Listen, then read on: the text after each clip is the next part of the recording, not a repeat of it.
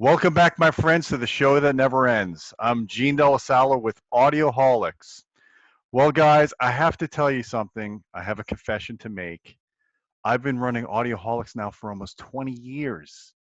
In a few months, it's going to be 20-year anniversary of Audioholics since we first started publishing online. And I have to confess, I've been very hard on the cable industry. I've always kind of said that measurements matter and that expensive cables can be a ripoff and there's all snake oil. Guys, I have to tell you, I was wrong the whole time. I've recently discovered, and I have a graph to show this, the more you spend on cables, the more you spend on audio cables, the better the sound is. There's a positive correlation between how much you spend and the kind of fidelity you get out of your speaker cables, your interconnects, even your HDMI. It all matters, guys. The more expensive cables sound better. And if you buy them on sale, I've found out that they have expiration dates on them. So if you buy a cable that's half off, say at Best Buy or one of your favorite cable boutiques, you're only going to get half the fidelity. So please check the expiration dates on your cables because it matters. And everything that they talk about, you know, the strand jumping, you don't want to have stranded cables. You want to have solid core. Otherwise, you get a little diode rectification that adds distortion to your signal. You don't want that. And in fact, some of the high-end cables, like AudioQuest, for example, they slap a battery on that cable, and it makes a world of difference. In fact, they do, I think, 72 volts or 78 volts. That's not enough, man. I think you should plug in a bunch of batteries, line them up against your cable, put them all in series, do a series parallel combination if you have to, get that DC voltage all the way up, create that current going through the field, keep it all self-contained, keep that static electricity out. You don't want the little electrons flying all over your room. You want to keep them going down the conductors. So I'm telling you guys, it matters. And here's another thing. When you buy your cables, stick them in the freezer overnight. You gotta freeze them. If you can't cryogenically freeze your cables before you listen to your speaker cables every morning, put them in the freezer for an hour, take them out of the freezer, let them thaw for 10 minutes, plug them into your stereo, because you know if the cable's colder, there's lower resistance, there's less losses, it's closer to being a superconductor. And that's what you really want. You want superconductivity. So that's why these people cryogenically freeze their cables. It changes the crystalline lattice structure of the cable, and it allows the electrons to go through more swimmingly. It allows them to swim. Think of little fishies, you know, little guppies in the water. You want those little guppy electrons to go through as best as they can. So all that stuff matters, my friends. Strand jumping, skin effect, diode rectification, cryogenic freezing, you name it, all these theories, they sound whack because they're not in any other industry other than the audio industry, consumer audio particularly. That's the only industry that has these kind of theories about cables. But somehow it all works. Somehow these exotic cables and the pseudoscience, which I think now is audio related science, only to that field, only to consumer audio, it works. Do you want to know why it works? It works because of this. It works because of the power of suggestion. I hate to tell you, my friends, but I just clickbaited you. Everything that I just said for the first few minutes of this video is total bullshit. And I just wanted to see if you guys are paying attention. I'm sure we're going to get a ton of hate comments down below for someone that clicked onto this video, some newbie that found this channel by typing in, "Do speaker cables matter?" And he saw me endorsing exotic cables. I'm sure that he or she are going to start hating us down below, thinking I'm a sellout or I'm a pseudoscientist. Well, who knows? Maybe they'll believe me. Maybe they'll believe me. Maybe they'll buy exotic cables now. Years ago, I did a joke in the industry. I walked around CES with a speaker cable called GLOB, and it's something, an acronym I came up with. And I used all this pseudoscience. I put a little glow stick on it, a little battery, and I was handing out samples to people in the industry. I even wrote an article about it, which I'll link to the description below. And would you believe, after CES, I was getting probably 5 to 10 emails a week for about a year from Chinese manufacturers wanting to produce that cable for us. And I was getting hate mail from readers of our site saying that we sold out. That how could you do this when you've been preaching about the science of cables for years to come? and now all of a sudden you're selling out making this BS cable. I'm telling you guys, the power of suggestion. This is the biggest filter in determining whether you think there's a difference in speaker cables or audio cables, whatever kind of cables you want. All that magic stuff that they talk about, they're in their ivory tower, these companies. Most of them don't even have degreed engineers that work on staff. Most of them are just outsourcing cable from Belden or from other third suppliers, and they're putting a fancy jacket on it. It's all bullshit, my friends. Now, that said, I do enjoy exotic cables only because it's a cool factor. I have Kimbers in my system. I have the Kimber ATC. These are actually cables that measure well. They measure better than 10 gauge zip cord, which I consider, the standard for normal cables, for speaker cables. They measure well. There's not a lot of pseudoscience that Kimber promotes in that, and they look cool. So I use them as a showcase to show people, hey, these are the exotic cables. I tell them it's more for cosmetics rather than just running, Belden cable with the ugly white or ugly gray jackets. So I wanted to talk to you a little bit about the kind of stuff that I do. Rule of thumb for cables. It's not rocket science, as I said. As much as these audio cable companies would want you to think, even some of the stores online, I saw a really horrible video from Crutchfield about how these two guys were just talking about all the wonders of the magic of cables, how it made your mid-range more chocolatey in your speaker cables, and the wife could hear it from the other room. I love when they tell you the wife can hear it from the other room. If they're telling you that, then you know it's just another BS story. So just real quick, I wanted to go over some quick basics with you. We have videos that go into far more depth. If you look at our other videos on this channel, if you're not hating me by now and you're still watching, I'm glad to see that you're still here and you still have good attention span. I know that's hard in the days of cell phones. These things are rotting our brains.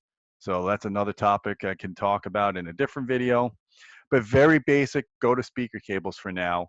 The most important metric in speaker cables in reality is resistance.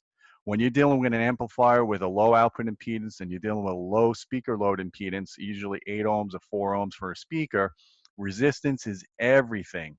I've done tests on all the different speaker cables in the industry for the last 20 years, and it's always come down to, if you want to buy an exotic cable, if it doesn't at least have lower than 12 gauge resistance, chuck it out the window. It's snake oil.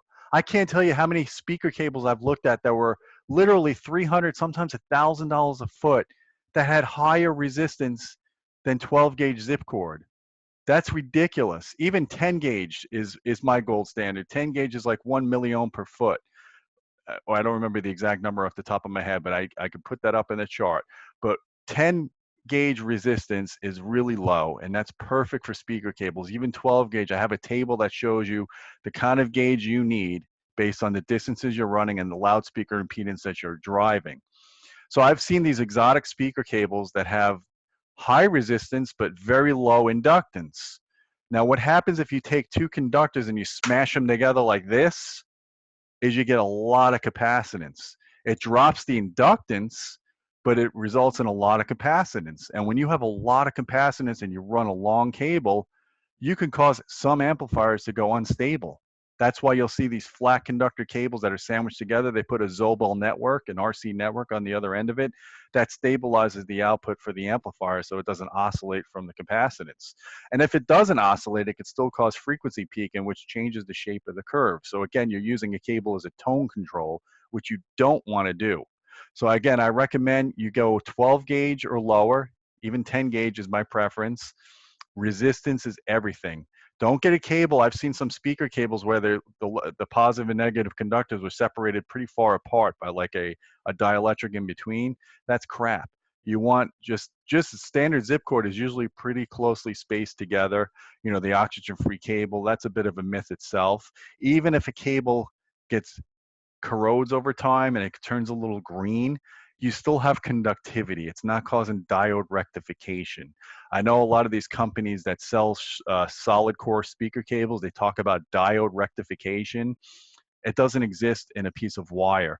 A wire is a linear device. You can't introduce nonlinear distortion into a piece of wire. Anyone that tells you that is talking out of their butthole, not their right hole, because it's BS. Just think about it for a minute, guys. If this was a real problem, don't you think we would find this out in RF engineering? I've designed high-speed RF boards for years in telecom industry before I became an audioholic. Never ran into dial rectification for speaker cables or wires or telecom cables or any of that other BS. So don't worry about that stuff. It's all nonsense. Speaker cables are resistance. And then the secondary concern is inductance. So you want those conductors closely spaced together, but not sandwiched on top of each other to cause the capacitance to go way up.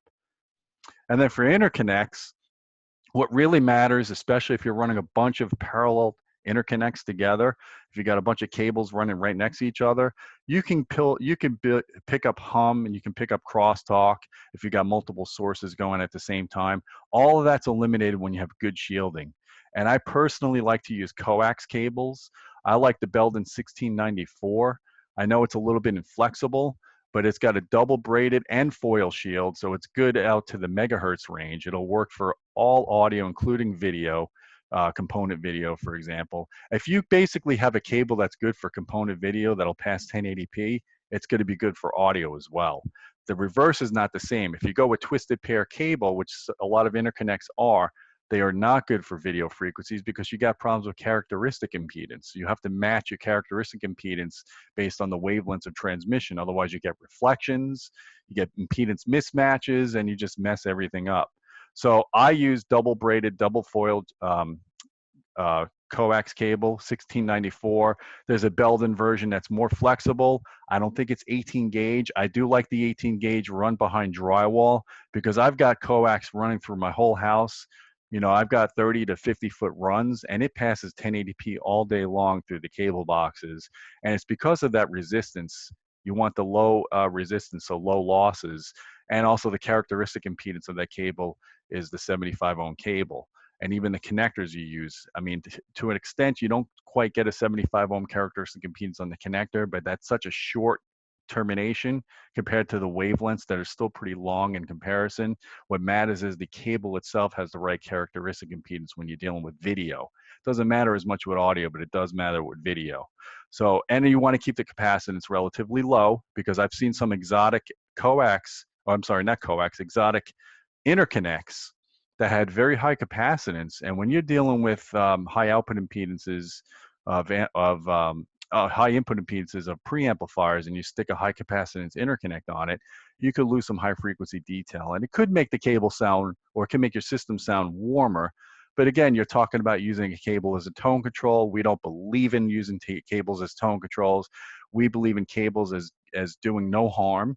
And the way they do no harm is to have low resistance for speaker cables, good shielding, low capacitance for interconnects. Not rocket science, my friends, no matter what anybody tells you, especially a cable vendor.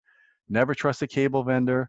Never trust a sales guy that's trying to sell you cables in a department store because they're all out for the margins. And there's tons of margins in cables.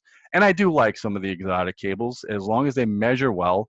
If they meet my minimum requirements of 10 gauge or 12 gauge resistance for speaker cables, and they've got adequate shielding and they're a coax type of cable, you could put all the fancy jackets and all the fancy marketing you want on and charge whatever you want, but make it based on science. That's the problem today is people seem to reject science. I know most people don't understand science, but it's not super hard to understand the basics if you explain it. And you explain to people that when you're spending more money on a cable, you're spending it for cosmetics and for durability. You want cables that have good terminations. You want cables that won't snap off or get loose over time. I've seen a lot of interconnects. I used to hate those old turbine connectors that Monster Cable used. You go to screw it into the back of your receiver, and if you didn't twist it while you turned it in, when you went to go pull it out, if you didn't twist when you pulled it out, you could literally pull a connector off your receiver. I hated those kind of connections. In comparison, I like the WBT connectors from Kimber. I also like the Canary connectors. Those are really high quality connectors. They don't compress the hell out of your RCAs. And I think that's just very important. And the same kind of principles I'm talking about with interconnects also goes with balanced cables as well. You know, the same kind of governing principles. You want good shielding. Balance, if you can go balanced anytime you can, you get better noise immunity from that.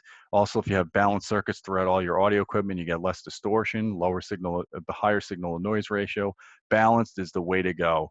That's how we do it in telecom. Everything in telecom has to be balanced. That's just how it is. So the last category is HDMI, and that's where people really get flapped up, because what I'm going to tell you about HDMI, either it works or it doesn't. There's no in between. There's no missing data. There's no magical mystery tour. There's no magic pixie fairy dust that's going to make the cable sound or look better. If your HDMI cable doesn't work properly, you're going to see sparkles on your screen. You're going to see snowy, grainy kind of picture, but it's going to be so obvious. You're not going to just have a good picture that has less detail. You're just going to have a crappy picture. It's going to be snowy looking, kind of like when you turn the channel on the old antenna kind of setups before we had over the air, or we had cable boxes and all that stuff. It just gets very grainy, and also you can get audio dropouts. I've actually had cables when I was trying to have Dolby Atmos go through it. There were long, older cables, and I was getting audio dropouts from it. Pulled that cable off, put one of these Category 1 or Category 2 certified. That's what you should look for when you're looking at HDMI cables. Length is the enemy of HDMI. So if you don't have a high resolution signal, if you're doing 1080i or lower, you can go Category 1, and you can go up to about 45 feet before it starts becoming a problem. That's some of the best I've seen. Some of the Blue Jeans cables, they make some really good HDMI cables, go about 45 feet.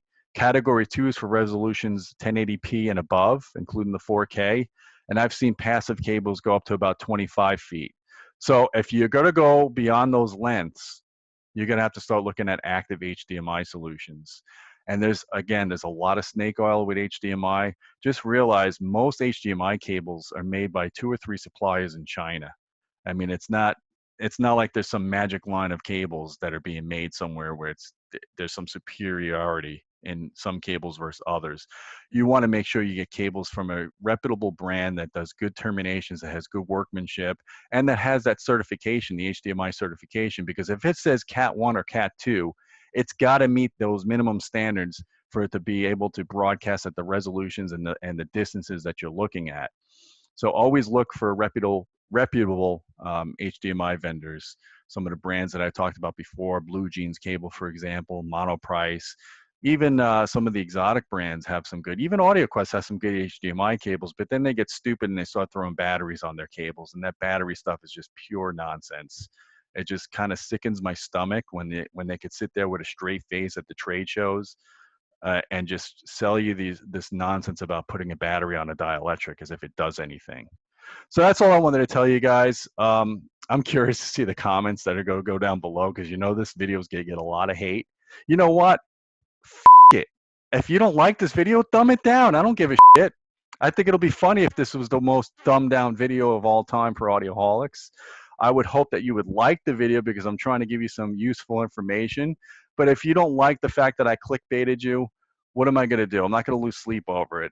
This year, I'm all about trying to get more sleep and be more healthy. That's my New Year's resolution, my friends. So with that said, I'm going to close this video out. I'm going to go get ready for bed, because I am overtired. I'm tired of preaching about the cables. I've been doing it for almost 20 years. I hope you found this information useful. Let me know what cables you're using. Let me know if you have any questions about cables. And guys, look at this. I got a headset for this year, because I know everybody was complaining about the audio quality. We're working on that. We have a Patreon channel. We give you access to our content quicker. You can ask us questions in a more personalized manner. You can even suggest videos for us to shoot, topics to cover. Join us at patreon.com/audioholics. There's some great benefits there that you don't get on the editorial site or on this YouTube channel. So I hope you guys support us there. And until next time, keep listening.